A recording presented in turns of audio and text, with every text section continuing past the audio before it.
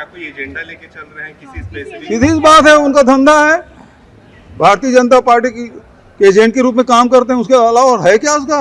नमस्कार दोस्तों, the rose show news पर आपका एक बार फिर से स्वागत है। छत्तीसगढ़ की राजनीति में आज एक बार फिर धार्मिक मंच, चंदा और सियासत को लेकर बड़ा सियासी भूचाल आ गया है।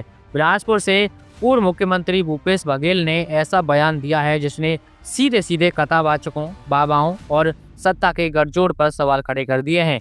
बाबा बागेश्वर और पंडित प्रदीप मिश्रा को लेकर भूपेश बघेल का तंज इतना तीखा है कि अब यह मामला सिर्फ धर्म तक सीमित नहीं बल्कि राजनीतिक रणभूमि बन चुका है। क्या है पूरा मामला, क्या है पूरा विवाद, चलिए विस्तार से जान लेते हैं। उस वीडियो को पूरा जरूर देखिएगा।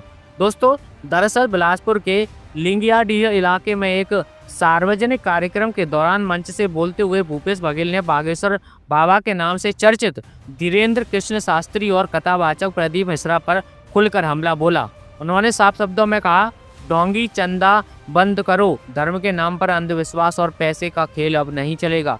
भूपेश बघेल का आरोप है कि कथाओं और चमत्कारों के नाम पर जनता की आस्था का व्यापार किया जा रहा है और सत्ता में बैठे लोग इसे संरक्षण दे रहे हैं।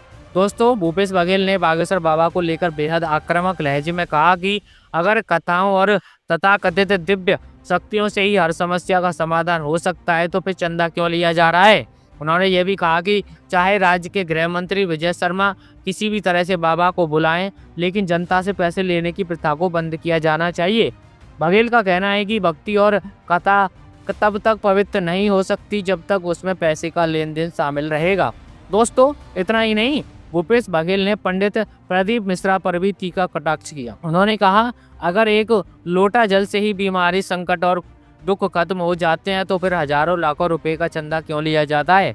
बघेल ने आरोप लगाया कि ऐसे दावे जनता को भ्रमित करते हैं और लोगों का ध्यान असली मुद्दों से भटका दिया जाता है। आपको बता दें, भूपेश बघेल यही नहीं रुके दोस्तों, उन्होंने छत्तीसगढ़ के उप मुख्यमंत्री अरुण साव पर भी सीधा हमला बोला। तंज कसते हुए कहा, क्या सनातन धर्म का ठेका आपने ले रखा है? टेंडर कब निकला था और कहाँ हुआ था? बघेल का कहना है कि सनातन धर्म किसी पार्टी, नेता या बाबा की बापोती नहीं है।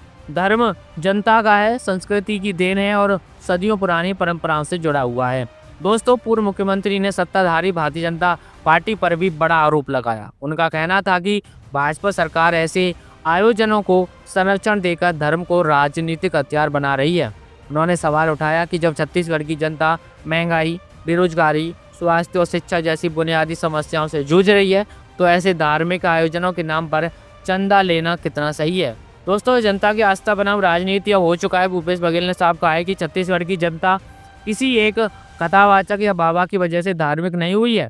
यहाँ की सांस्कृतिक और धार्मिक परंपरा हजारों साल पुरानी है।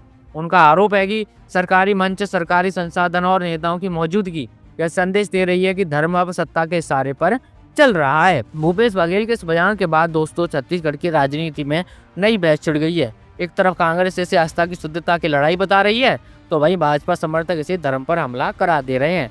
सोशल मीडिया पर भी बयान वायरल है और लोग दो खेमों में बढ़ते नजर आ रहे हैं। तो वहीं सवाल बड़ा है दोस्तों, क्या धर्म के नाम पर चंदा लेना सही है? क्या आस्था और राजनीति का यह मेल जनता के हित में है या सत्ता के? भूपेश बघेल के इस तीखे हमले ने एक बार फिर यह साफ कर दिया है कि छत्तीसगढ़ में आने वाले समय में धर्म, चंदा और सियासत सबसे बड़ा चुनावी मुद्दा होने वाला है।